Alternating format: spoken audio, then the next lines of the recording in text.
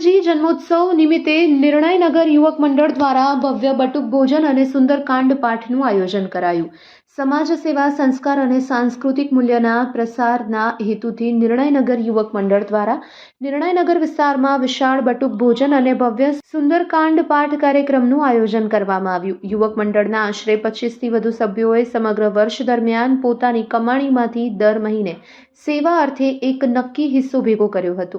આ ભંડોળને એફડીમાં મૂકી વર્ષની અંતે સામાજિક સેવા માટે ઉપયોગમાં લેવાનો સંકલ્પ લીધો હતો। આ પ્રયત્નના ભાગરૂપે હનુમાનજી જન્મ મહોત્સવ આયોજન દ્વારા નિર્ણયનગર તેમજ આસપાસના વિસ્તારના 1400થી વધુ બાળકોને બટુક ભોજન કરાવવામાં આવ્યું।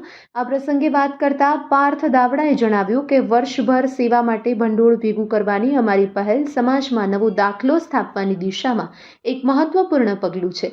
બાળકોમાં સંસ્કાર, ભક્તિભાવ અને સહ-અસ્તિત્વની ભાવનાને વધારવાનો અમારો મુખ્ય ધ્યેય છે। Report by Ashwin Limbachiya, Ahmedabad. મારું નામ છે પાર્થભાઈ દાવડા। હું નિર્ણયનગર યુવક મંડળમાં હું પ્રમુખ છું। આ અમારી સમગ્ર ટીમ છે જે 25 જણા અમે આ નિર્ણયનગર યુવક મંડળમાં કામ કરી રહ્યા છીએ। દર વર્ષે અમે આવું કંઈક ના કંઈક આયોજન કરીએ છીએ। આજે હનુમાન જયંતિ નિમિત્તે ભવ્ય 1400 થી 1500 અરાઉન્ડ બાળકો અમે આજે 15 વર્ષ સુધીના ખવડાવીએ છીએ। ત્યારબાદ સાંજને 9 વાગ્યાના સમય પર સુંદરકાંડનું આયોજન પણ કરેલ છે।